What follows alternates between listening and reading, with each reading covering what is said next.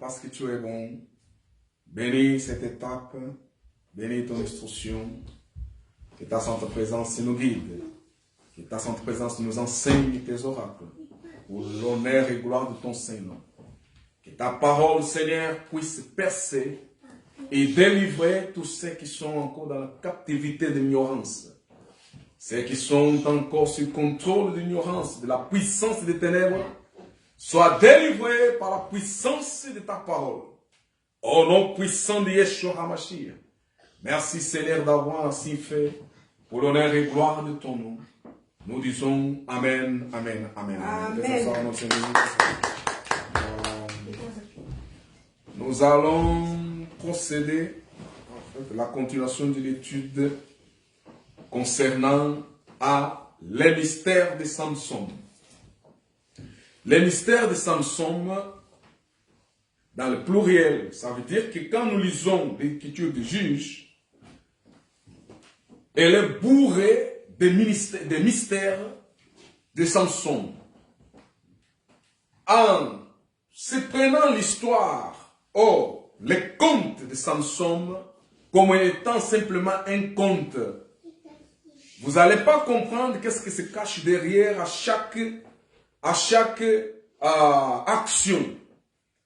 Alors, derrière à chaque action de Samson, nous trouvons véritablement des choses cachées. Et ce sont ces choses cachées que Seigneur, comme je vous ai dit dimanche passé, Seigneur m'avait recommandé véritablement de partager avec les élus du Seigneur. Alléluia. Partager avec les élus du Seigneur. Alors, pour partager avec les élus du Seigneur, nous allons reprendre quelques passages. Aujourd'hui, le sous-thème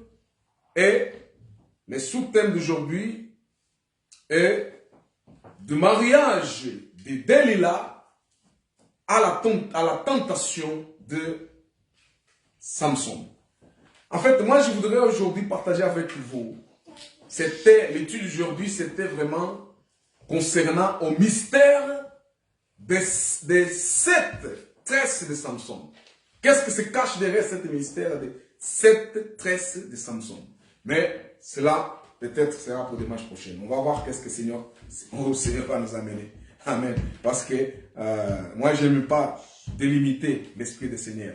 Même que vous qui nous entendez, vous qui nous suivez, vous aimez délimiter en fait ce que l'Esprit du Seigneur vous transmet.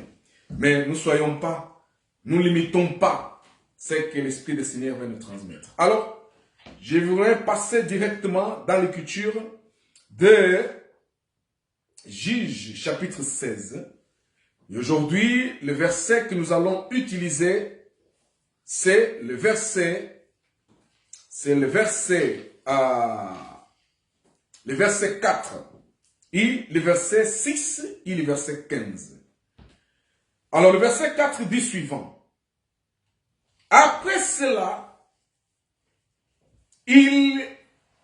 ça veut dire Samson, a aimé une femme dans le valet de Sérok. Dans le valet de Sérok. Et il a aimé une femme dans le valet de Sérok. Et elle se nomma Delilah. Il se nomma Delilah. Elle se nomma Delilah. Juge chapitre 16, verset 4. Verset 4. Alors,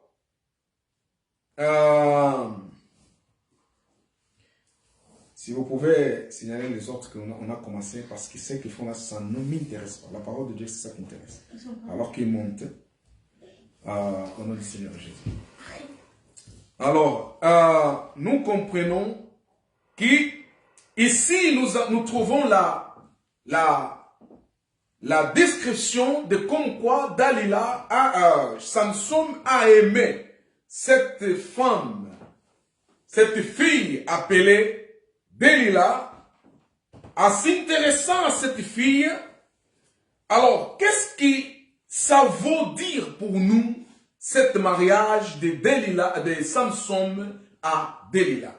Nous comprenons que Samson, c'était un élu de Dieu. Ça veut dire consacré par Dieu. Une personne qui avait une mission de la part de Dieu. Une mission pour faire quoi? Une mission pour libérer les peuples d'Israël de la servitude des peuples philistins.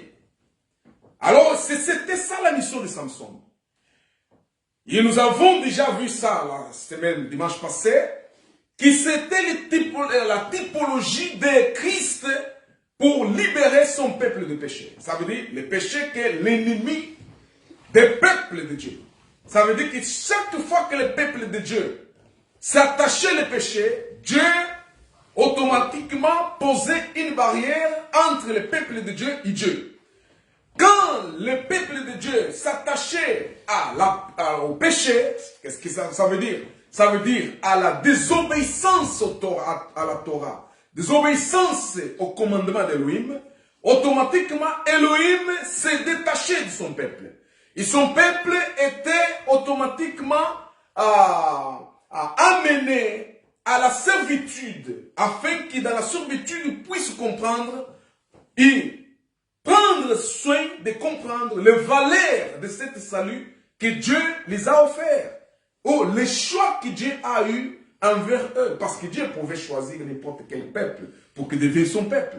Mais Dieu a choisi ces peuples qui n'existaient même pas. Mais c'est un peuple caché dans le règne de qui? Dans le règne d'Abraham. Ces peuples marchaient dans le règne d'Abraham.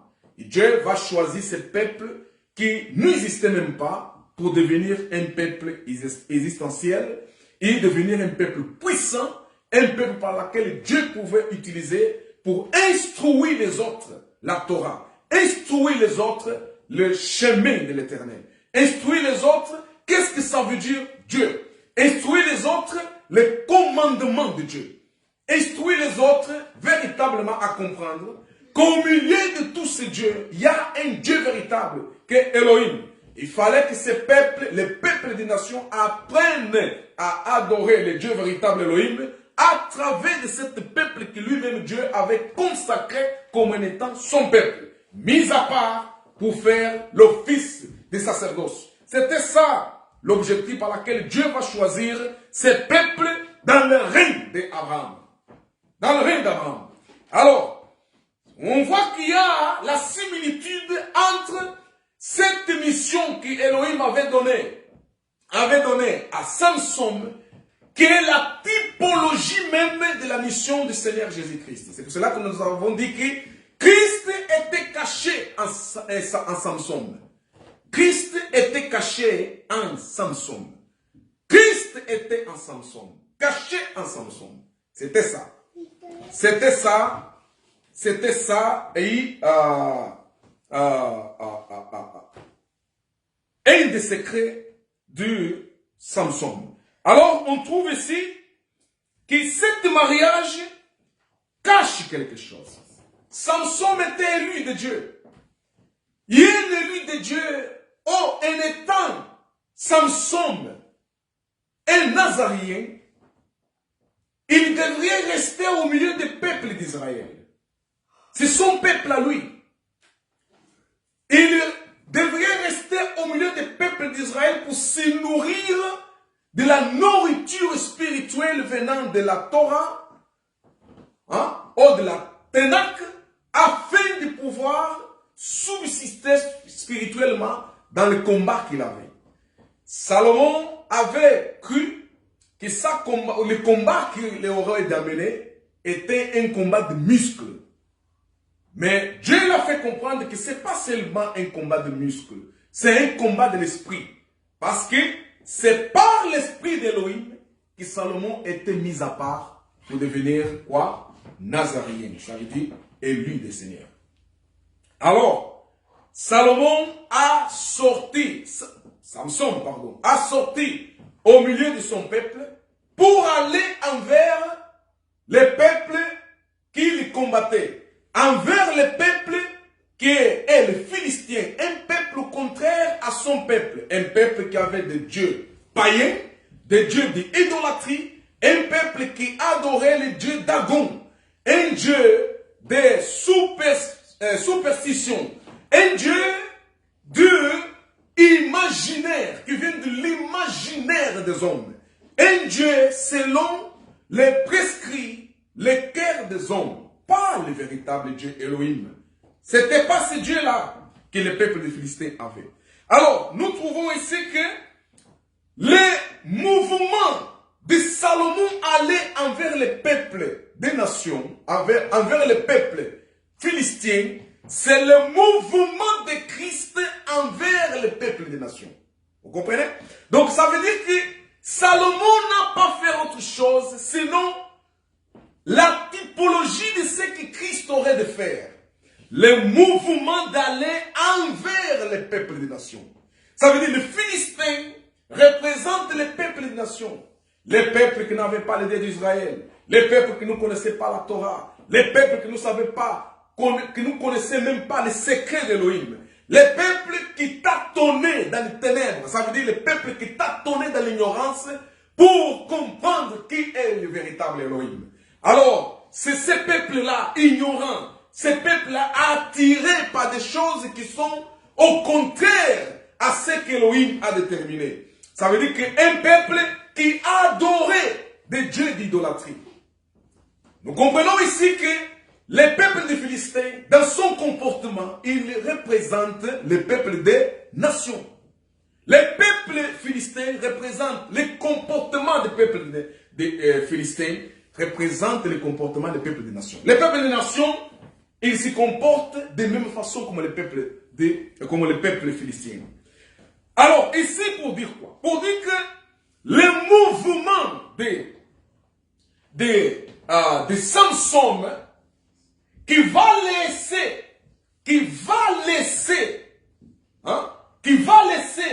les peuples élus pour aller envers les peuples païens, les peuples ignorants, pour aller envers les peuples qu'ils combattaient. Parce que c'était ça. Les Philistins, en dehors d'être le peuple païen, c'était un peuple qui combattait les peuples d'Israël. Alors, le mouvement d'aller envers l'ennemi, c'est le mouvement de Christ envers ceux qui les combattaient. Ce mouvement-là est justifié. Par exemple, quand nous lisons l'écriture de Isaïe, chapitre, Isaïe chapitre 9, verset 1. Qu'est-ce qu'il nous dit Isaïe 9, 1? Oh Lord Jesus. Isaïe 9, 1 nous dit une chose. Isaïe 9, 1.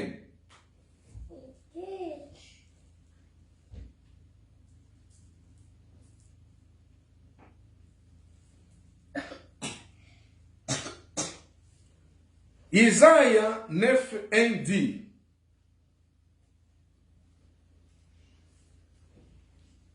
je pense que ça c'est 8, c'est 10.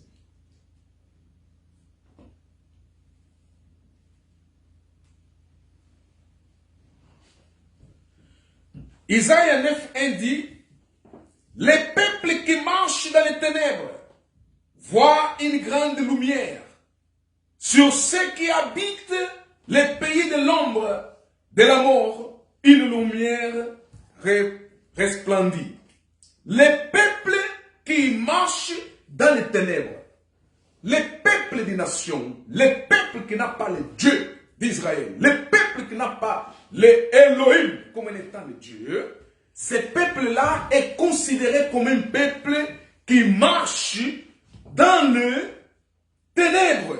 Un peuple qui est dans les ténèbres. Et moi, plusieurs fois, en vous parlant de cette parole, je vous dis que les ténèbres qu'on parle ici, ce n'est pas autre chose. Ce n'est pas cette ténèbre que la religion a inventé de toutes pièces. Surtout les gens qui prêchent l'évangile de quoi? De démonisme. Qui ont cette doctrine de démonisme. Quand ils écoutent ici ténèbres, automatiquement vont dans le fétichisme, la sorcellerie, fétichisme de famille, sorcellerie de la famille. Et ils vont dans ces choses-là. Mais ici, ne parle pas de cette ténèbres. Les ténèbres qui ici on dit, Un, s'il manque de salut. Manque de salut à un peuple. Quand un peuple n'a pas le salut d'Élohim, c'est un peuple qui marche dans les ténèbres. Les ténèbres aussi signifient l'ignorance. Les peuples des nations est considéré comme un peuple ignorant par Elohim parce que c'est un peuple qui ne connaissait pas la Torah. Un peuple qui ne connaissait pas le Tanakh. Alors, un peuple ignorant.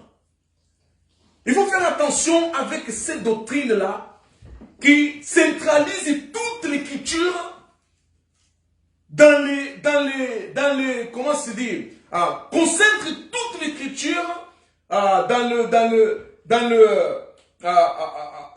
le doctrine de démonisme. Il faut faire attention avec ça. Ça commence à réduire les gens de véritables zombies. Les gens sont dominés, contrôlés par ce genre d'enseignements parce qu'il n'y a pas de substance là-dedans. Ce matin, j'ai entendu quelque chose, je me suis mis à penser et le Seigneur m'a dit quelque chose là-dedans. Un pasteur qui appelle un enfant, qui le met dedans pour que cet enfant prophétise et dit « Oh non, je suis le démon, le président de Congo, Félix Tshisekedi, est en train de vendre le pays aux étrangers.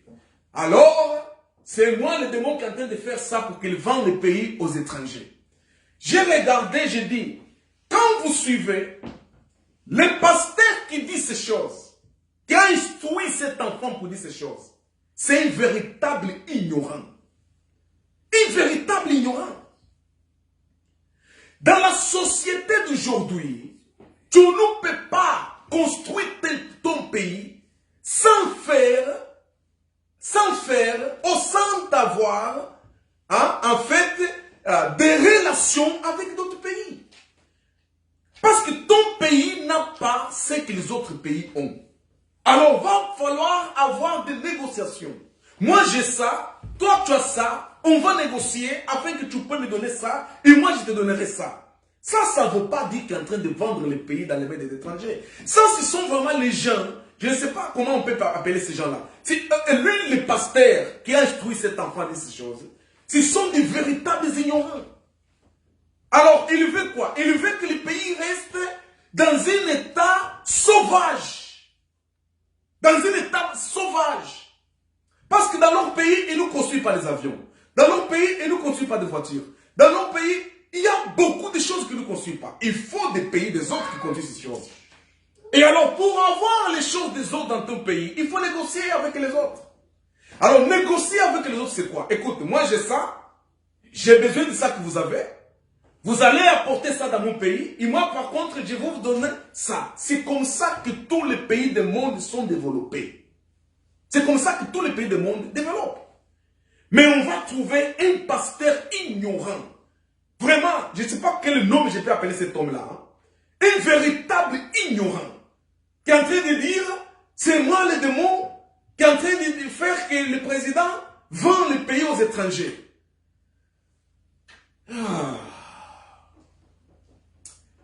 C'est triste. C'est triste. Quand je regardais les gens de son église, dans sa majorité, vous regardez dans leur visage, vous voyez véritablement que ce sont les gens ignorants, dirigés par un ignorant. C'est ça le problème. C'est ça le problème. Alors, pour dire quoi? Pour dire que quand il n'y a pas la lumière, qu'est-ce que c'est la lumière? La lumière, c'est la connaissance. La lumière, c'est la connaissance. Quand il y a la connaissance de Christ dans une nation, c'est la lumière. Parce que lui-même, Christ est la lumière. Mais ici, là, on parle de la lumière comme étant la Torah. On parle de la lumière comme étant la présence de quoi? Des commandements d'Élohim au sein d'un peuple. C'est ça qui fait que cette nation-là, qui a le Dieu d'Israël comme étant leur Dieu, automatiquement la Torah va illuminer la compréhension et le chemin de ce peuple. C'est ça que l'écriture d'Isaïe 9:1 veut dire. Les peuples qui marchent dans les ténèbres voit une grande lumière. Ça veut dire que c'est ce chemin qui Samson a fait. Samson va envers les Philistins. Va envers les Philistins pour amener quoi chez les Philistins? Pour apporter le salut que son peuple a quoi? A besoin. C'était ça. Les chemins envers les chemins envers les païens, c'est ce qui était prophétisé dans Isaïe chapitre 9 verset 1. Les peuples qui marchent dans les ténèbres, ça veut dire les peuples qui sont ignorants, les peuples qui ne comprennent rien, les peuples qui n'ont pas le Dieu vivant dans leur vie. Ces peuples marchent dans les ténèbres. Alors ces peuples, la promesse du Seigneur ici dit, ce peuple verra une grande lumière. Ce peuple verra une grande lumière. Et nous savons qui est cette grande lumière. Alors, et dans l'écriture de Romains chapitre 11, Romains 11, verset 25, nous dit quelque chose aussi à propos de cet mouvement de Salomon envers Dalila. Salomon va marier une païenne. Salomon, pardon. Salomon, Samson, il y a... Alors, Salomon, Samson, le mouvement de Samson envers Dalila, le mouvement de Samson envers le mariage à Dalila, c'est le mouvement de Christ envers le peuple des nations. C'est le mouvement de Christ envers le peuple des nations. Romains chapitre 11, verset 24 nous dit quelque chose qui dit suivant. Romains 11, 24, il y a quelque chose que le Seigneur nous a révélé ici qui dit suivant. Qu'est-ce que Romains 11, 25 dit? Romains 11, 25. Romains 11, 25, la révélation est suivante. La révélation est suivante. Car je ne veux pas, frères, que vous ignorez ces mystères, afin que vous ne vous regardiez point comme des sages. C'est qu'une partie d'Israël est tombée dans l'endurcissement jusqu'à ce que la totalité des païens soit quoi? Entrée. Jusqu'à la totalité des païens soit entrée. C'est un mystère. C'est ce mouvement que Samson avait fait. Le mouvement que Samson avait fait, c'est un mouvement de rendre le peuple élu incrédule. Regarde, Salomon, sa famille, lui propose une femme de chez lui pour marier. Samson ignore cette femme, ça veut dire, Samson est proposé, en fait, Samson, il y a un secret là-dedans qui est suivant.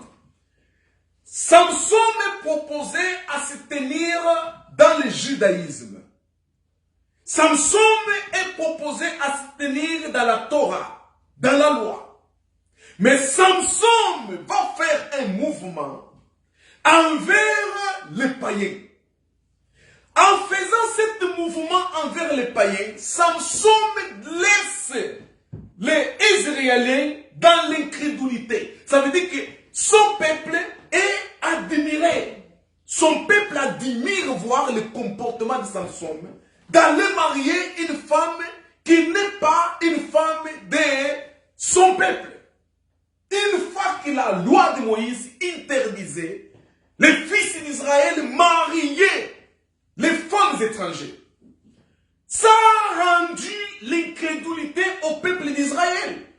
L'Israël est incrédule en voit cet comportement de Samson. C'est pour cela que nous vous disons qu'aujourd'hui il y a des choses qui sont semblables. Il y a des choses qui peuvent se passer dans la vie d'une personne, qui peuvent scandaliser. D'ailleurs, l'Écriture dit, nous amenons avec nous le parfum, un certain parfum. C'est un parfum qui donne l'odeur de la vie pour ceux qui sont sauvés, mais une odeur de la mort pour ceux qui ne sont pas sauvés. C'est ça que Samson avait fait. C'est ça que Samson avait fait. Samson envers les Philistins, c'est le mouvement de Christ envers les peuples des nations. Ça a scandalisé. Ça a scandalisé. Et c'est ça que le Seigneur révèle l'apôtre Paul en disant que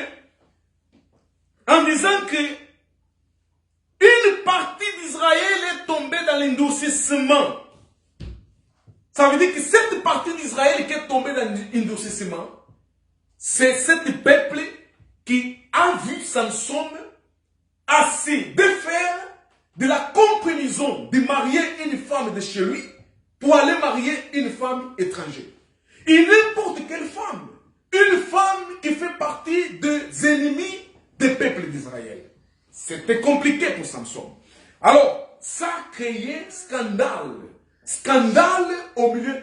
Quand nous disons ces choses-là, aujourd'hui tu peux comprendre ces choses avec la légèreté. Tu peux dire, ah bon, ça c'est normal. Parce qu'aujourd'hui on voit les gens se marier, un Argentin marier un Brésilien marier un Français, un Africain, je ne sais pas quoi, là ça c'est devenu normal.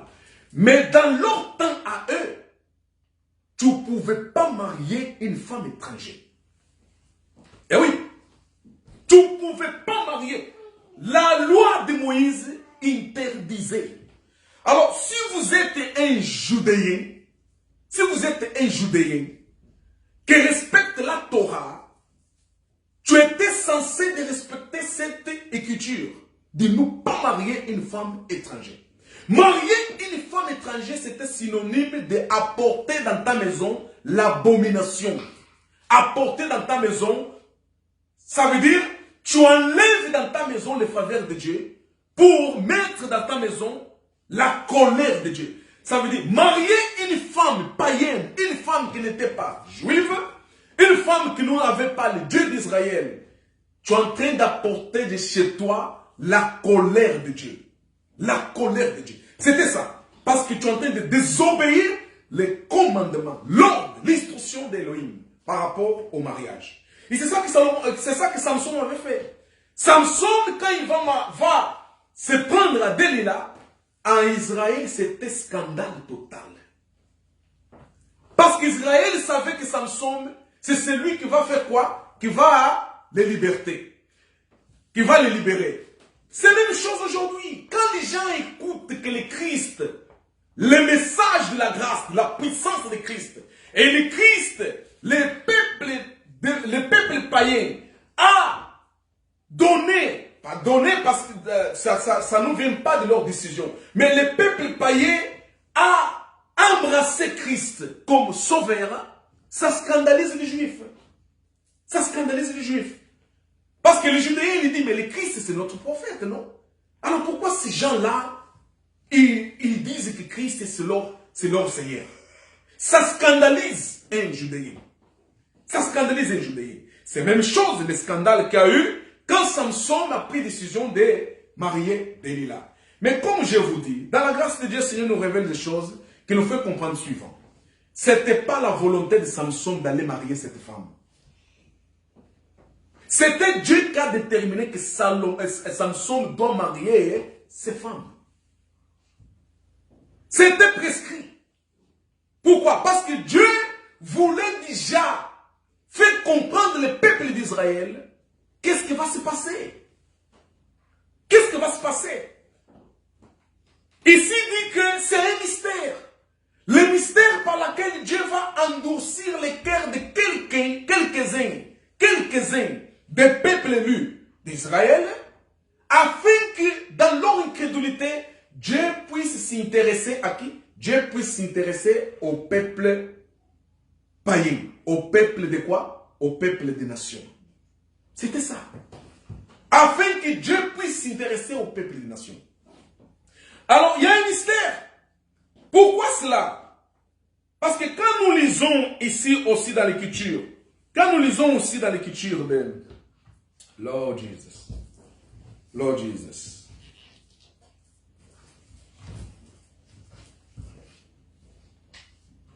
Ok. Quand nous lisons aussi dans l'écriture, je vais trouver cette écriture. Le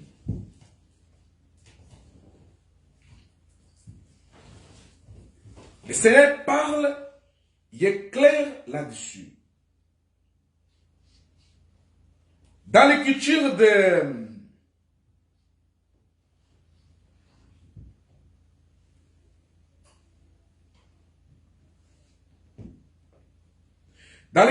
Romains, chapitre 10, verset 19, dit suivant. Je demande encore, Israël n'a-t-il point eu connaissance? Hein? 10, 19. Romains 10, 19. Il dit suivant. Ok? Laisse-moi aller dans l'original.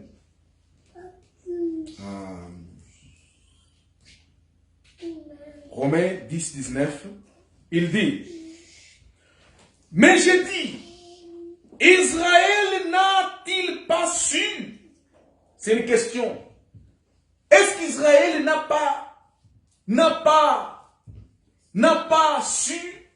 su de quoi? Qu'est-ce qu'il fallait qu'Israël sache? Qu'est-ce qu'il fallait qu'Israël sache? Qu'est-ce qu'il fallait qu'Israël sache? Lord Jesus, thank you, Seigneur, thank you. Thank you, thank you, thank you, thank you, thank you, thank you. Thank you, Lord, thank you, Lord, thank you, Lord, thank you, Lord, thank you, Lord. Thank you, Lord Jesus, thank you, Lord Jesus. Thank you, Lord Jesus. Qu'est-ce qu'il fallait qu'Israël puisse savoir? Parce que si c'est une question, Israël ne l'a-t-il pas su? Qu'est-ce qu'il fallait qu'Israël sache? Il dit, Moïse, les premières dit, j'exciterai votre jalousie par ce qui n'est point une nation. Je provoquerai votre colère par une nation sans intelligence. Ça veut dire que Dieu est en train de dire ici qu'il fallait qu'Israël sache que dans le projet prédestiné d'Élohim, il y avait un projet de Dieu causer la jalousie entre Israël et le peuple des nations. Ça veut dire que la jalousie entre le peuple d'Israël et le peuple des nations, c'est ce mouvement que Samson a fait. C'est ce mouvement que Samson a fait. En sortant d'Israël pour aller envers Philistin, ça a causé la jalousie. Ça a causé la jalousie. Samson ne va pas marier Israël. De quelque sorte, on peut dire que Samson ne marie pas Israël, mais va marier les peuples de quoi? Les peuples des nations. C'était ça. Ça a causé jalousie sur cette femme qui croyait qu'elle méritait le mariage de qui? De Samson. Parce que Israël, il se croyait en étant quoi?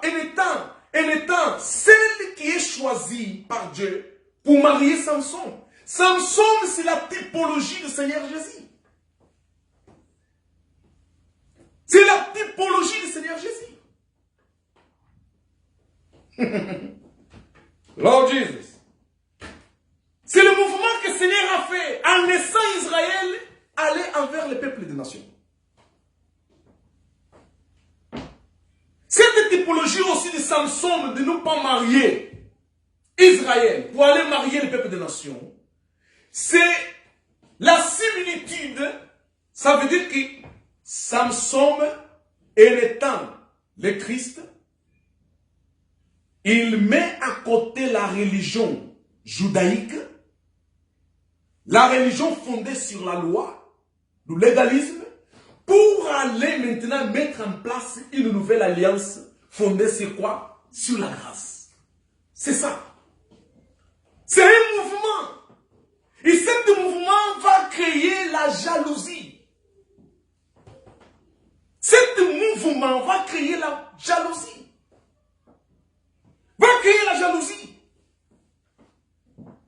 Cette jalousie que nous voyons aujourd'hui, quand quelqu'un, par exemple, qui pratique encore la Torah, qui pratique encore le judaïsme, m'écoute, là, il va tomber de bouche bée. Il va dire, mais cet homme est en train d'inciter les gens de ne pas adorer le Dieu d'Israël. Il est en train d'inciter les gens de ne pas obéir à la Torah. Quand nous savons que Dieu, il a apparu à Moïse, Dieu a parlé avec Moïse, c'est Dieu qui a donné les 10 commandements. Comment maintenant il vient nous dire que c'est Jésus est plus grand que Moïse? D'ailleurs, quand vous lisez dans l'écriture de Jean, chapitre 7, chapitre 8, vous allez trouver qu'il y a eu des discussions haineuses entre Jésus et les pharisiens. Parce que les pharisiens lui disaient que Jésus, que Moïse est le grand prophète. Les pharisiens lui disaient que Moïse est celui qui a vu le Seigneur. Il ne peut pas exister un prophète plus grand que Moïse. C'est la jalousie. C'est la jalousie. Donc, les frères qui prêchent l'évangile, qu'ils ont nommé comme étant l'évangile de Christ. Mais au fond, c'est un évangile mélangé. La loi, il y a une moitié de la grâce. Vous êtes dans la fausseté.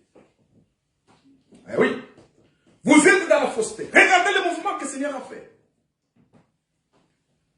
Ici, Paul pose la question au peuple d'Israël. Vous n'avez pas su. Vous n'avez pas su que le Seigneur vous a dit qu'il va créer une jalousie entre vous avec un peuple qui n'est pas peuple. Un peuple qui n'est pas, qu'on ne peut pas considérer comme un peuple. Un peuple sans intelligence. Le Seigneur dit un peuple sans intelligence. Ça veut dire que les peuples et les nations pouvaient avoir l'intelligence dans les choses qu'ils faisaient. Mais comme ils n'avaient pas les dieux d'Israël dans leur vie, c'était un peuple qui marchait dans les ténèbres, ça veut dire dans l'ignorance. Et qui marche dans l'ignorance, c'est un peuple sans quoi? Sans intelligence. Parce que c'est lui qui a intelligence, il marche dans la lumière. Mais parce qu'ils n'avaient pas l'intelligence, c'est pour cela qu'Isaïe 9:1 dit, un peuple qui marchait dans les ténèbres verra une grande lumière. Quelle était la lumière? L'intelligence. Et l'intelligence, c'est quoi? C'est comprendre que Dieu a disloqué. Dieu a disloqué. Dieu a fait un mouvement. Dieu sort au milieu de son peuple, va maintenant envers un peuple qui n'était pas peuple. Il laisse de marier cette église d'ancienne alliance, cette église fondée sur commandement. Il laisse cette église, il va chercher une église d'un peuple qui est sans intelligence. Et pour accomplir ça, il voit que ce peuple-là, c'est intelligence. Si on lui donne la loi, sera incapable d'accomplir la loi. D'ailleurs, ceux qui avaient la loi, ils étaient incapables d'accomplir toute la loi et la malédiction était sur eux. Je ne peux pas répéter les mêmes erreurs. Maintenant, qu'est-ce qu'il fait? Il dégage en lui les faveurs imméritées à cet peuple qui était sans intelligence. C'est pour cela que la Bible dans Isaïe 9:1 dit, cet peuple a vu la lumière. Quelle était la lumière?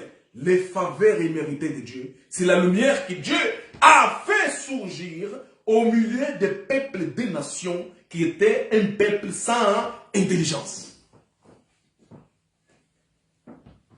Lord Jesus, Lord Jesus, Lord Jesus, Lord Jesus, Lord Jesus. Seigneur, sois glorifié. Seigneur, sois glorifié. Seigneur, sois glorifié. Ah, comme dit un de nos frères, Yako Yoka Biloko. Biloko Yangoyo. Lord Jesus, Lord Jesus. Lord Jesus. Lord Jesus. Le mouvement de Samson envers Delilah, la femme païenne, la femme philistinienne, une femme qui, son peuple était ennemi des peuples d'Israël, ennemi des peuples élus. Les peuples païens étaient un peuple au peuple élu. Oh Seigneur Jésus. Seigneur Jésus.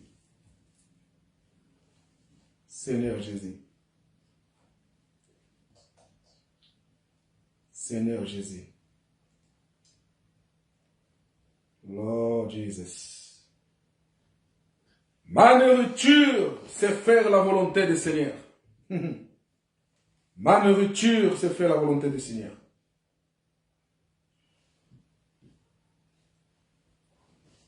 C'est ça la réponse que le Seigneur a donnée.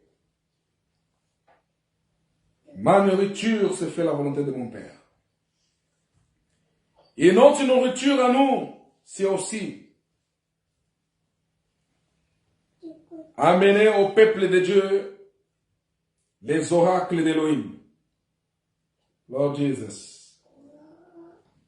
Lord Jesus. Lord Jesus. Est-ce que nous comprenons? C'est ça le mouvement de Salomon. Le mouvement de Salomon envers Delilah. Delilah représente l'église païenne. Delilah représente l'église de Nouvelle Alliance. Une église qui ne méritait pas les faveurs de Dieu. Une église péchère. Une église pleine des erreurs. Une église qui ne mérite même pas que Dieu puisse prêter attention. Parce qu'il n'a rien de bon au milieu d'eux. C'est cela que bien-aimé Paul va recevoir la parole d'Élohim en lui disant, là où abonde le péché, la grâce surabonde. Pour faire comprendre quoi? Cet peuple est justifié une fois par toutes par le Seigneur. Il n'y a rien qui peut condamner cet peuple. Amen. Lord Jesus. Donc ici nous comprenons ce mouvement. Mais c'est un mouvement qui a créé jalousie.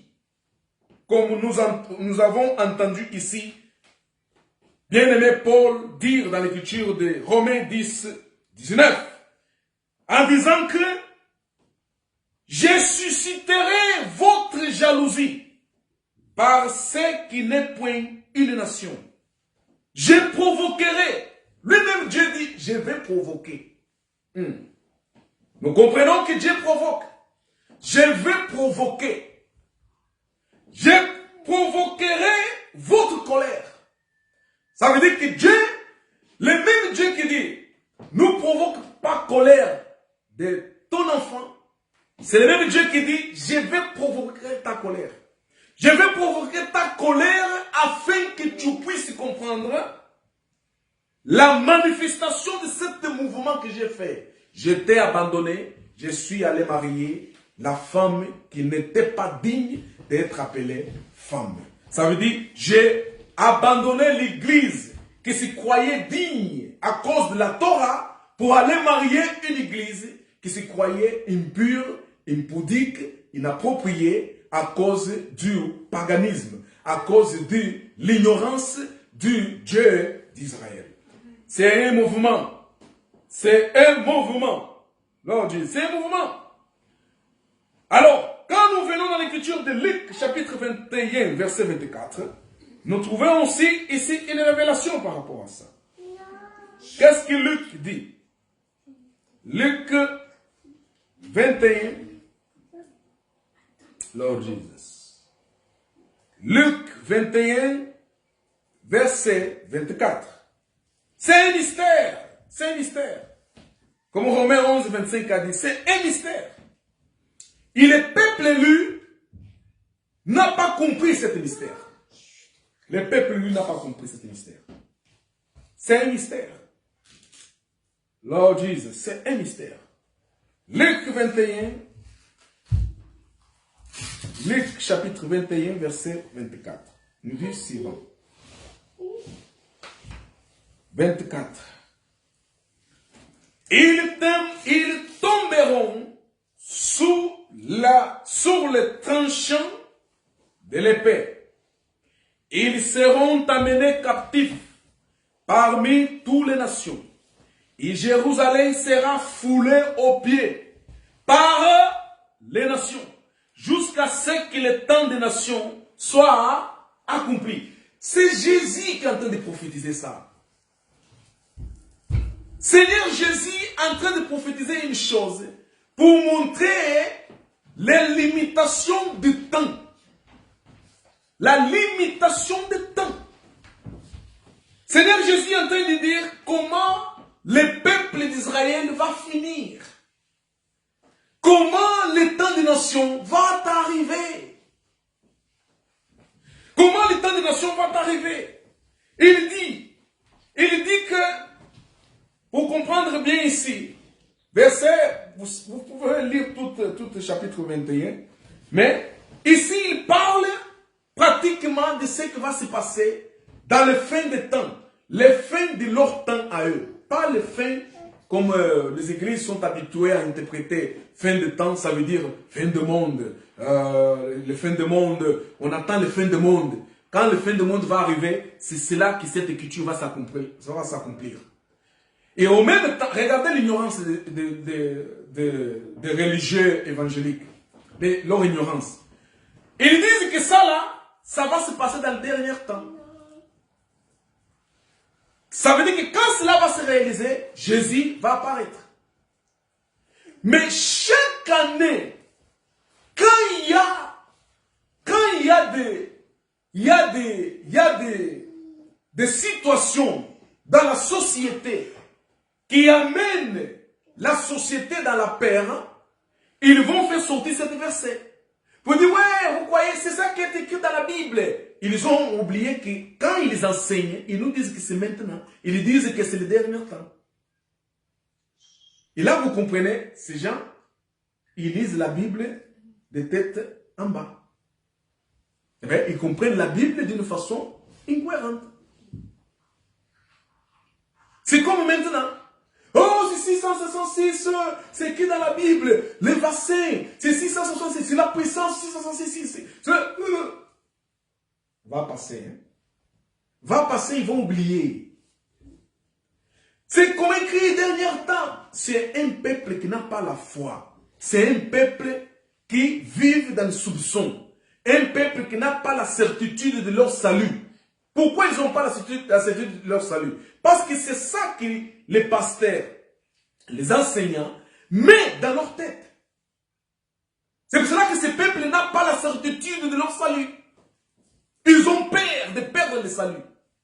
Pourquoi? Parce qu'ils n'ont pas la présence du Seigneur dans leur vie.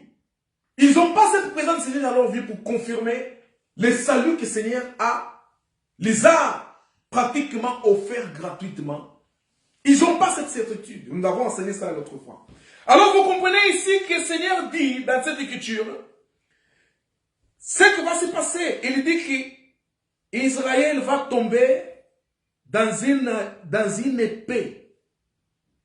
Ils vont être amenés en captivité parmi toutes les nations. C'est ça qui s'est passé. C'est ça qui s'est passé. C'est ça qui s'est passé. Quand l'armée romaine a envahi Jérusalem, a envahi Israël, a mis à feu le temple, le peuple d'Israël est parti dans tous les sens, dans toutes les nations. Les autres sont descendus en Afrique, les autres en Asie, les autres, ils sont partis partout en fouillant cette persécution. C'était ce que Jésus avait prophétisé. Et le Seigneur dit dans cette écriture en disant que quand cela va se produire, Jérusalem sera foulée aux pieds par les nations. Ça veut dire, les nations, c'est les Romains. Quand les Romains ils ont entré à Jérusalem, ils ont brûlé Jérusalem. C'est ça que Jésus est en train de dire ici. Mais quand nous gardons avec les yeux de l'aigle, on comprend que ce que le Seigneur est en train de dire, c'est ça qui était prophétisé par les prophètes. C'est ça que le Seigneur avait prophétisé à travers des prophètes. Et lui-même dit que cela va se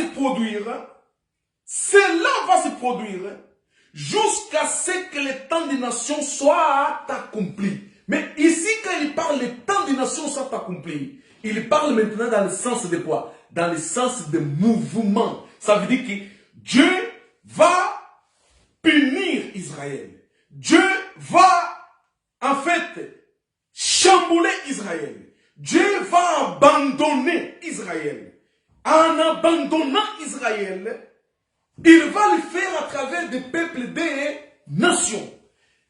En faisant cela à travers des peuples des nations, tel comme le Philistin a fait avec le peuple d'Israël au temps de Samson, Dieu va maintenant abandonner Israël. Il va faire le mouvement envers le peuple des nations pour faire de sorte que le temps des nations s'accomplisse. Le temps des nations s'accomplisse. Tel comme le mouvement que Samson a fait. Amen. Le mouvement que Samson a fait. Envers Dalila qui représentait le peuple de quoi? Des nations. Donc, c'était ce mouvement-là. C'était ce mouvement-là. Dans le Jean chapitre 10, verset 16, dit une chose. Jean 10, 16, dit une chose.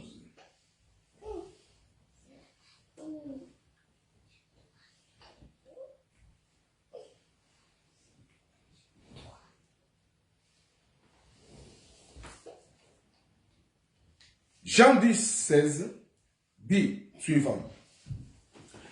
J'ai encore d'autres brebis qui ne sont pas de cette bergerie. C'est là, il faut que je les amène. Elles entendront ma voix. Il aura un seul troupeau et un seul berger. De quelle brebis il s'agit-il? Il s'agit des peuples des nations. Ici, Elohim incarné, Yeshua dit aux disciples, ça veut dire, il dit à Israël, Israël, j'ai encore d'autres brebis qui ne sont pas de cette bergerie. Quelles étaient les bergeries? Les bergeries d'Israël. Quelles étaient les bergeries? C'était la religion judaïque. Les bergeries, c'était la religion des judaïens, le judaïsme. Cette bergerie, c'est quoi? C'est la bergerie des anciennes alliances. Elle dit que j'ai d'autres brebis qui n'appartiennent pas à cette bergerie, qui n'appartiennent pas à la loi de Moïse, qui n'appartiennent pas au judaïsme, qui n'appartiennent pas à cette alliance qui est ancienne alliance. C'est ça que le Seigneur est en train de dire. Et lui, il dit, il faut, ça c'est une détermination. Il ne nous propose pas. Quand il dit il faut, c'est ça que nous appelons la puissance de la grâce souveraine de la vie des élus. Il dit il faut, sans condition. Il dit il faut, sans condition. Il faut quoi? Il dit il faut que je les amène. Il faut que moi, je les amène. Sans condition. Hein. Ici, Seigneur Jésus ne nous dit pas que je vais lui proposer. Accepte Jésus pour être sauvé. S'il te plaît, accepte Jésus. Mais toi, tu es dur de cœur. Hein? Accepte. Hein? Accepte Jésus. Tu seras sauvé. C'est tellement beau, accepter Jésus. Hein? C'est tellement beau. Tu vas chanter des chansons d'église. C'est tellement beau. Hein? Accepte Jésus. Ta vie va être bonne vie. Tu vas marier. Tu auras des enfants. Tu auras des voitures. Tu auras des millions de dollars. Ce sont ces promesses-là que cet faux évangile de pharisiens d'aujourd'hui amène au peuple ignorant. Mais ici, le Seigneur a dit que non. Je ne vais pas demander si elles vont m'accepter ou pas. Je vais les amener. Amen. Je vais les amener. Il dit, il faut que je les amène. Il faut que je les amène. Sans condition. À toi l'élu du Seigneur, qui est en train de m'écouter, maintenant ou après, il faut que vous compreniez que si vous êtes l'élu du Seigneur, ta vocation est sans condition. Dieu ne va pas te demander la permission pour t'amener à lui. Non. Il ne va pas te demander. Ah, est-ce que je peux entrer dans ta maison? Ah, c'est qui dans l'Apocalypse? Je suis à la porte. Je frappe. Celui qui m'écoute, ouvre la porte et j'y entrerai. C'est de blague, ça. C'est de blague. Et si le Seigneur dit, il faut que je les amène. Donc, quand il entre, il va t'amener. Il ne va pas te demander si tu peux ou pas. Est-ce que tu peux accepter Jésus comme Seigneur? Ça, c'est l'évangile infantile. Est-ce que tu peux accepter Jésus comme Seigneur? Non, mon frère. Je te parle de Christ. Je te parle de celui qui s'est offert pour le pardon des péchés des élus. Je te parle de celui qui a fait couler son sang au poteau, afin que ceux qui sont appelés, qui sont prédestinés au salut, viennent à être justifiés par son sang. Alors, celui qui est choisi avant la fondation du monde, il ne va pas s'attarder. Il ne va pas s'attarder. Il n'a pas de temps à perdre avec des histoires de « Oh, je vis rouge, je vis jaune, il fallait que soit, il fallait que nous... » Il ne perd pas le temps avec cette histoire infantile de bébés de lait. Il ne perd pas le temps avec ça. Il ne perd pas le temps avec ça. Ah, moi, si là-bas il chantait les chansons en lingala, moi je viendrai. C'est un bébé spirituel. Oh non, si chantait des chansons en portugais, je viendrai. Donc ton Dieu, c'est chanson de portugais. Ton Dieu, c'est chanson en lingala. Ah non, là-bas, s'il faisait tomber, ah, j'irai parce que c'est la puissance de Dieu. Tu es encore un bébé. Ça montre que tu n'es pas encore choisi. Tu n'es pas encore choisi. Parce que ceux qui sont choisis ne perdent pas le temps avec des fables, avec des histoires, avec des contes de bébés. Non, ils ne perdent pas le temps avec ça. Ils sont appelés, ils grandissent dans la connaissance du Seigneur, ils sont des adultes spirituels. Oui. Et la première chose qui lui vient dans l'esprit, rien ne peut me séparer de l'amour de Christ. Rien. Rien ne peut me séparer de l'amour de Christ. Paul disait, et Paul relate en disant, qu'est-ce qui peut me séparer de l'amour de Christ? La richesse? La pauvreté? La nourriture? La faim? Quoi? Maladie? Bonne santé? Les biens? La persécution? La mort? Rien ne peut me séparer de l'amour de Christ. Mais quand vous voyez une personne inventer des histoires de toutes pièces pour ne pas écouter la parole de Dieu, pour ne pas s'intéresser à la parole de Dieu, vous comprenez automatiquement qu'il n'y a rien de Dieu en lui. Il n'y a rien. Il n'y a rien. Il n'y a rien. C'est pour cette façon que Jacques va rappeler les fils d'Israël, les fils de Dieu en disant que les diables aussi, quand il parle de diable, il ne parle pas de diable mythologique que la religion vous enseignait. Il parle de quoi? De sentiments charnels de l'homme. Les sentiments charnels de l'homme peuvent aussi citer le nom de Dieu, peuvent aussi citer le nom de Jésus. Les sentiments charnels de l'homme peuvent citer le nom de Jésus, peuvent citer le nom de Dieu. Oui, peuvent citer. Mais nous voyons celui qui est appelé au salut, celui qui est régénéré en Christ, par son intérêt à la parole d'Élohim, par son intérêt à l'écoute des instructions d'Élohim. C'est là où nous voyons que véritablement cette personne est régénérée en Christ. Ça veut dire qu'il a reçu le mouvement de qui? De Samson. Il s'est conformé avec le mouvement de qui? De Samson. Ah, j'ai pas bien dormi.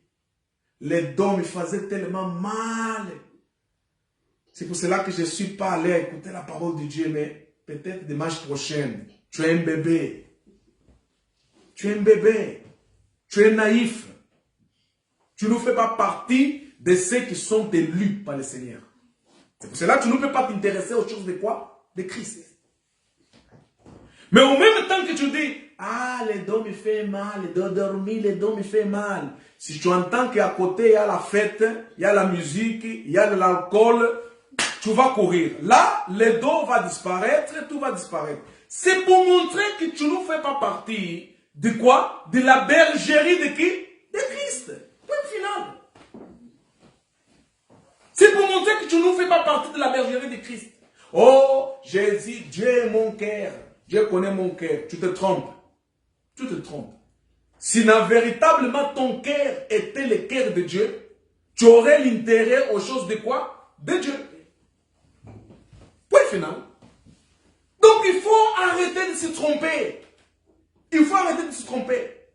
Alors celui qui appartient à la bergerie de Yeshua, la bergerie de Dieu, cette personne, il s'intéresse aux choses de quoi?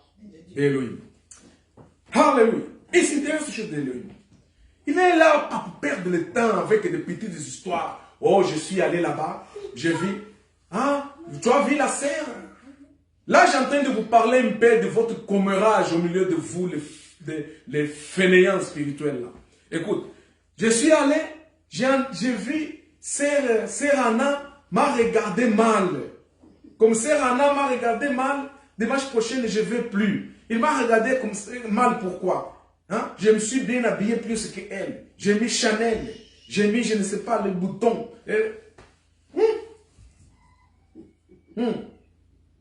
Tu es un bébé, hein? Un véritable bébé.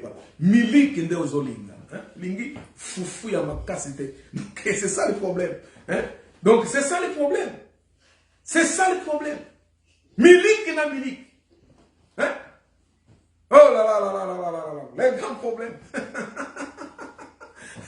Bébé spirituel. Les bébés spirituels ne comprennent pas ces choses. Ne comprennent pas. Alors, Samson, c'est la typologie du Seigneur Jésus. Là, vous comprenez véritablement que Samson est la typologie du Seigneur Jésus. Alléluia. Amen. Vous comprenez que Samson est la typologie du Seigneur Jésus. Seigneur dit, il faut que je les amène et l'entendront. Écoute, et elles entendront ma voix. Seigneur est clair. Cette brebis qui n'appartiennent pas à la bergerie d'Israël, qui n'appartiennent pas à la bergerie de la loi, qui n'appartiennent pas à la bergerie de l'ancienne alliance, d'où lui-même Dieu a fait un mouvement, a sorti au milieu d'eux, pour aller chercher ces brebis qui sont dans les nations. Ici, Elohim incarné dit que ces brebis vont entendre ma voix. Amen. Ils entendront ma voix. Alors maintenant, toi, tu dis, oh, mais, non, non, tu n'entends pas la voix du Seigneur parce que tu ne l'appartiens point. Oui, tu ne l'appartiens pas. Tu ne l'appartiens pas. Si tu l'appartenais, tu entendrais la voix. Toute la semaine, la personne qui appartient au Seigneur, il y a une soif de la voix du Seigneur dans son cœur. Il y a une famine de se nourrir de la manne spirituelle du Seigneur. Donc, pendant la semaine, il se nourrit. De quelle façon? Il va dans YouTube, dans la page Ministère Grâce Révélée, et il écoute les enseignements. Qu'est-ce qu'on a entendu dimanche passé? Ouais, on a entendu dimanche. Regardez, qu'est-ce qui se passe aujourd'hui? Hein? Aujourd'hui, vous allez trouver les femmes, les filles, les fillettes, hein, les garçons et les garçonnites, avec leur téléphone, avec des musiques. Il est en train de faire les devoirs avec la musique. Il est en train de faire la selle avec dans son téléphone avec la musique. N'importe quelle chose qu'il est en train de faire, il est là avec son téléphone à côté pour écouter la musique. Mais pour celui qui appartient à la bergerie de la grâce de Dieu, la bergerie de la nouvelle alliance, c'est lui que le Seigneur Jésus est parti le chercher pour lui faire appartenir sa bergerie, dans laquelle il dit, ils entendront ma voix. Cette personne, tu vas le trouver même au travail. Il va mettre les écouteurs, il est en train de travailler avec les écouteurs, il est en train d'écouter la parole de Dieu. Et oui, il est en train d'écouter la parole de Dieu. Il réserve tous les jours un moment pour écouter l'enseignement du Seigneur. Pourquoi? Parce que son esprit appartient à qui? Appartient au Seigneur. Amen. Parce qu'il sait qu'il appartient au Seigneur. Et celui qui l'a appelé l'a dit, parce qu'il l'appartient, il va entendre quoi? Sa voix. Amen. Il va entendre sa voix. Alors tu vas trouver celui qui n'appartient pas à la bergerie de Dieu, qui n'est pas appelé par Dieu, plein de raisons pour ne pas écouter la parole de Dieu. Plein de raisons. Mais tu vas voir ceux qui vont dans des fêtes, il va dans la fête. Là, la fête, on va lui parler, on va lui dire des bêtises. Il même peut avoir des bagarres dans la fête. On peut lui faire des choses mauvaises dans la fête. Mais il ne va pas abandonner la fête. Hein. Samedi passé, ils l'ont cogné dans la fête. Samedi qui arrive, il va à nouveau à la fête. Ce n'est pas parce qu'ils l'ont cogné dans la fête qu'il va arrêter d'aller à la fête. Pourquoi? Parce que c'est un fêtard. C'est un fêtard. Comme il est un fêtard, rien ne peut l'arrêter de la fête. C'est la même chose pour les chrétiens. C'est la même chose pour celui qui a la foi en Christ. Comme il est chrétien, Jésus est en lui, rien ne peut l'empêcher de continuer à écouter quoi? La parole de qui? La parole de Dieu. Peut y avoir des scandales, peut y avoir des situations, n'importe quelle situation. Rien ne va les séparer de l'amour de qui? De Christ. Parce qu'il appartient à Christ. Parce qu'il appartient à Christ. Vous comprenez ça? Donc, ici, nous voyons ce mouvement. Et nous comprenons automatiquement que finalement, le mouvement de Samson envers Dalila, c'était le mouvement de Christ envers le peuple des nations. Et ici, nous avons trouvé des justificatifs. Ça, c'était une révélation, un secret qui se trouve dans cet mystère de Salomon. Mystère de Salomon. Je ne sais pas si j'aurai le temps de parler de tentation. Mais ici, au moins, nous avons vu, y compris, qu'il y a une vocation de ceux qui n'appartenaient pas à Dieu, afin de venir à Dieu, parce que Dieu a déjà déterminé dans sa préscience, dans sa prédestination, que ces gens-là vont l'appartenir. Ces gens-là vont venir à lui. Ces gens-là vont s'intéresser à lui. Ces gens-là seront son peuple, seront ses enfants. Seront ses enfants. Alléluia. Seront ses enfants. Ils ne vont pas se détacher. Ils appartiennent à la bergerie de la nouvelle alliance. Le mouvement de Salomon. En sortant au milieu des peuples d'Israël, envers Delilah et les peuples philistins, c'était le mouvement de Christ qui sort au milieu des peuples d'Israël, au milieu de la loi, au milieu du judaïsme, pour aller envers la nouvelle alliance et mettre en place la grâce souveraine de Dieu à un peuple qui ne méritait pas être appelé peuple, à un peuple qui était un peuple ignorant, un peuple qui marchait dans les ténèbres, qui ça veut dire dans l'ignorance de Dieu comme étant le Seigneur. Amen. Lord Jesus, Lord Jesus. Lord Jesus. Lord Jesus. Je pense que ici je termine cet enseignement d'aujourd'hui.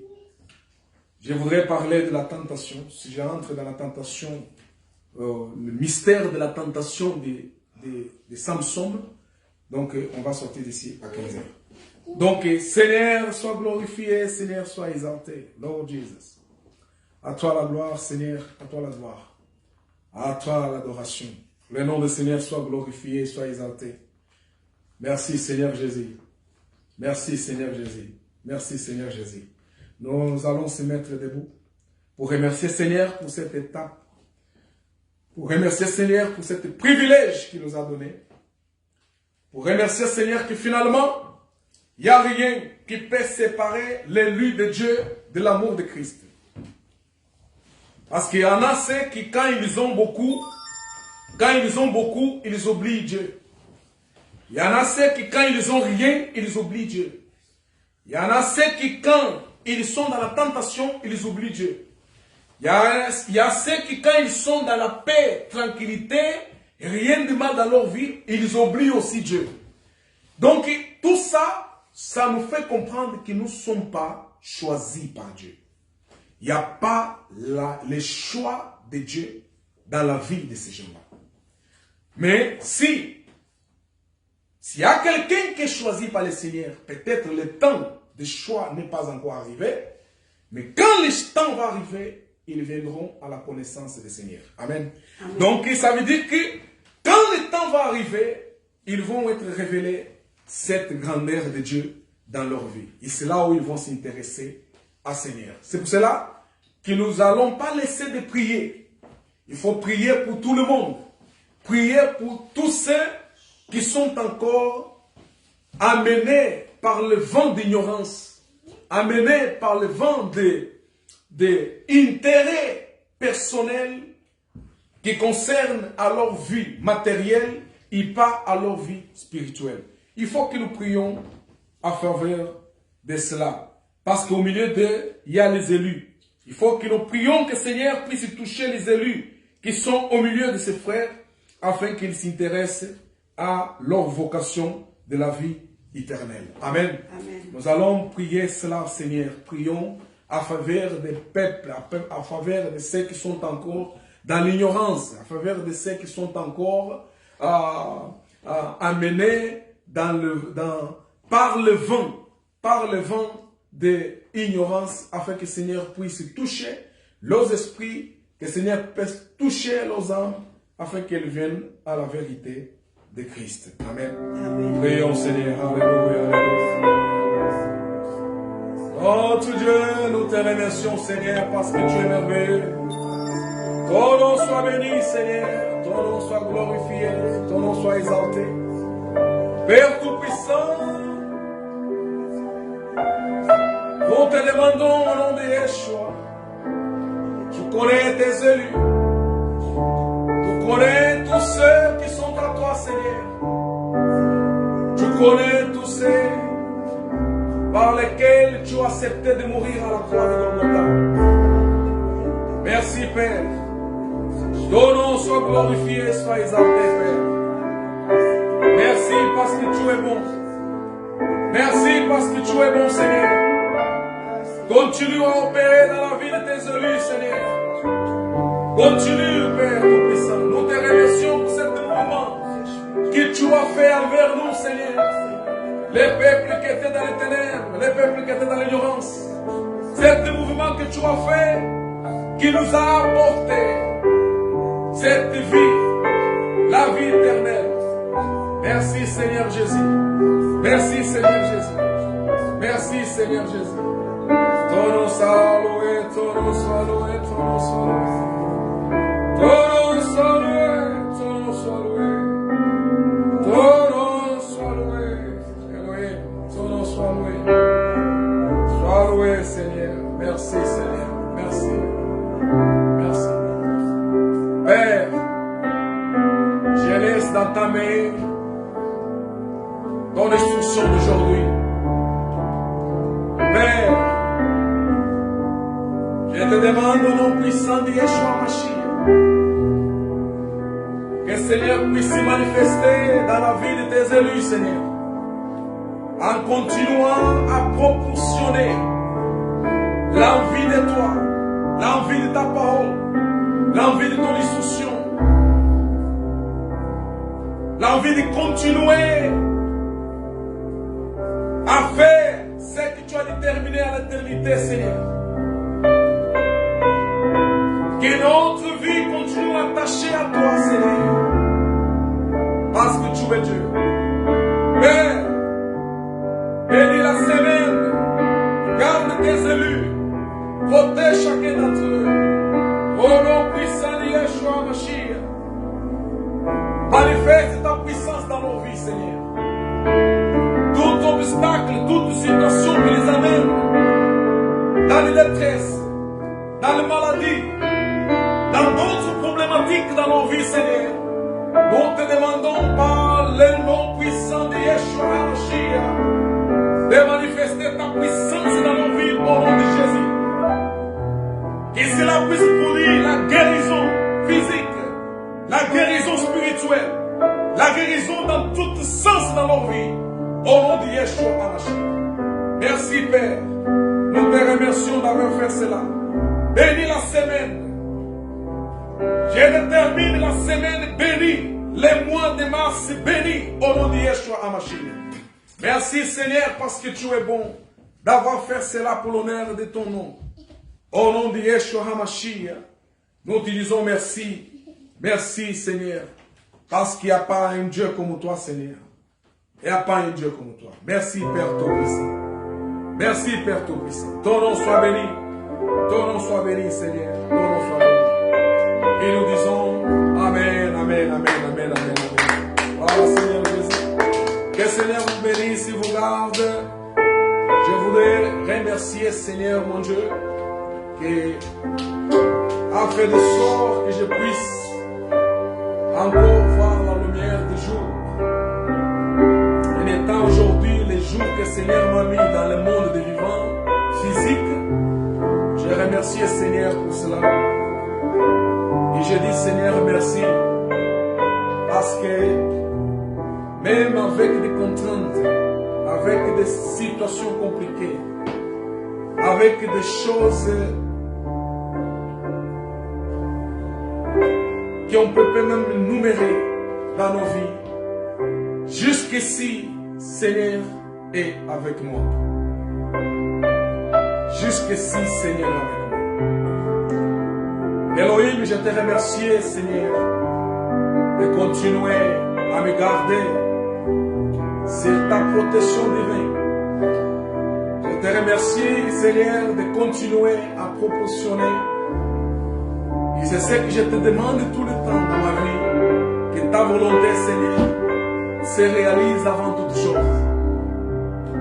Ta volonté se réalise avant toute chose. Je remercie, Seigneur, aussi parce que c'est à proximité de la date d'aujourd'hui que Seigneur avait déterminé que c'est cette femme merveilleuse qui est ma mère puisse les joindre dans l'éternité. Et donc, au même temps que les jours d'aujourd'hui, c'est les jours que Seigneur m'a fait naître à travers de cette dame qui est ma mère. C'est le même jour aussi que le Seigneur a déterminé que ma mère puisse regagner l'éternité. Donc nous avons en nous deux choses, la vie et la mort. Mais la vie en Christ et la mort physique qui signifie se joindre auprès de notre Père Célestiel. Merci Seigneur, je te remercie pour cette date d'aujourd'hui, pour tout ce que tu as fait. Merci. Merci Seigneur Jésus. Que le Seigneur vous bénisse. Dimanche prochain, nous allons continuer à propos de cette étude des mystères de Samson. Il y a beaucoup de mystères cachés dans Samson. Je vous ai dit que Samson, c'est la typologie de Christ. Et aujourd'hui, nous avons appris que le mouvement de Samson allait envers Delilah. C'est le mouvement de Christ envers les peuples des nations. Que le Seigneur vous bénisse. Que le Seigneur garde vos familles. Que le Seigneur soit avec chacun d'entre vous au nom puissant de Yeshua Mashiach. À dimanche prochain, à partir de 10h30. N'oubliez pas, nous serons aussi en direct. Mercredi, à partir de 21h, heure de Paris ou heure de Bruxelles, en portugais. Mercredi, à 21h, heure de Paris ou heure de Bruxelles, en portugais. Donc, si vous êtes choisi d'Elohim, qui a la soif de la parole, soyez présents pour entendre ce que le Seigneur veut parler. Et nous sommes aussi tout le vendredi à partir de 21h, heure de Paris, pour aussi administrer l'enseignement en français. Soyez les bienvenus. Apprenez la grâce de Dieu. Nourrissez-vous dans les enseignements de la grâce de Dieu. Ne laissez pas votre esprit tomber dans la faiblesse. S'intéresser plus des choses passagères, des choses de ce monde qui ne finissent jamais. Combien d'entre vous connaissez les gens qui ont usufruit les choses de ce monde, mais aujourd'hui nous ne sommes plus là? Qu'est-ce qui sera de leurs âmes? Qu'est-ce qui sera de leurs âmes? Donc profitez-en pendant que vous êtes sur cette terre. Nourrir votre esprit. Sauvez votre intellect. Sauvez vos âmes de l'ignorance. C'est ça qu'il faut faire. C'est ça qu'il faut faire. Qu'Elohim Tout-Puissant vous bénisse. Au nom de Yeshua Mashiach. À dimanche prochain à 10h30 l'heure de Paris. À la prochaine.